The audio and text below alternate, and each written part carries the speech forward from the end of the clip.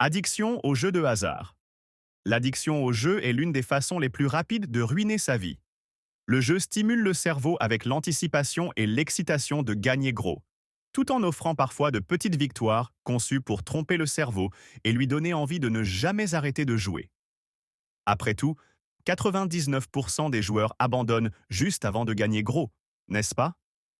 Avec l'explosion des jeux en ligne, il n'est pas rare que beaucoup de gens, y compris des enfants, tombent dans ce piège intelligemment conçu. Beaucoup de personnes ayant une addiction au jeu accumulent des dettes importantes, voient leurs relations se détériorer et perdent leur emploi. Entre 1 et 3% des adultes dans le monde souffrent d'addiction au jeu. L'addiction à l'Internet.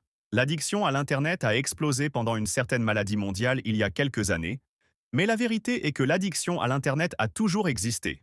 En fait, vous êtes probablement accro à Internet en ce moment même, et vous devriez vraiment vous déconnecter pour la journée.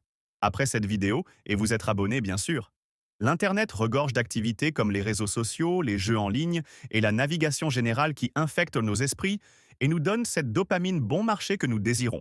Cet escapisme peut rapidement mener à la dépression, augmenter l'anxiété, provoquer de l'irritabilité et un sentiment de non-accomplissement. Addiction à la marijuana. Je te jure, ce n'est pas addictif. Je peux arrêter quand je veux. Oui, beaucoup le disent.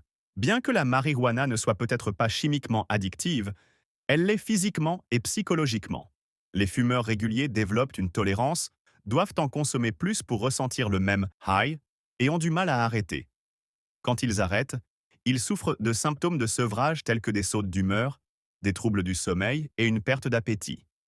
À long terme, cela peut amener à négliger ses responsabilités et provoquer des troubles anxieux. L'addiction à l'alcool.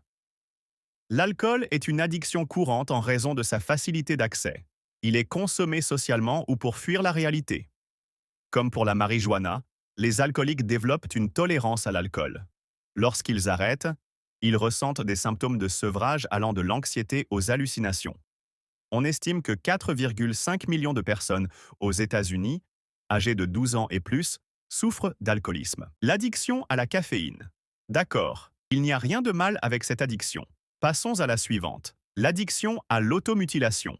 L'automutilation attire certaines personnes car elle libère des endorphines, créant un sentiment d'euphorie et de soulagement. Cela devient un comportement répétitif, offrant un sentiment de contrôle.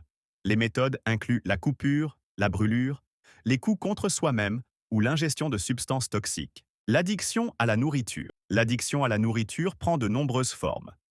Certaines personnes mangent en réponse au stress pour se calmer. En Amérique, beaucoup sont accros à la malbouffe, conçue pour être addictive tout en ne rassasiant pas. Les aliments les plus addictifs sont les aliments sucrés, gras et hautement transformés. L'addiction au sexe. L'addiction au sexe est une obsession pour les pensées ou les actes sexuels, au point de devenir destructrice pour la vie quotidienne et les relations. Cela entraîne des pensées incontrôlables, des fantasmes et des pulsions persistantes. Cette addiction est fortement liée à l'addiction au P, qui active les mêmes circuits de plaisir que l'héroïne, une drogue très addictive. L'addiction au P. L'addiction au PRN est de plus en plus répandue, surtout à l'ère d'Internet, où le contenu explicite est facilement accessible. Cette forme d'addiction active les mêmes circuits de plaisir dans le cerveau que des drogues extrêmement addictives comme l'héroïne. Des millions de personnes visitent régulièrement des sites de PRN, et beaucoup se retrouvent piégés dans un cycle de visionnage compulsif. Cette consommation excessive peut avoir des répercussions graves sur les relations personnelles, provoquer des troubles de la perception de la sexualité et même altérer les circuits cérébraux liés au plaisir et à l'anticipation. Avec la montée de plateformes comme OnlyFans, ce phénomène est encore amplifié. OnlyFans va au-delà des autres sites en créant une relation parasociale entre le consommateur et le créateur, renforçant ainsi le sentiment d'intimité et d'attachement. Cette dépendance peut rapidement devenir destructrice, à la fois pour l'individu et pour ses interactions sociales et émotionnelles. L'addiction au téléphone. 48% de la population mondiale est accro au téléphone.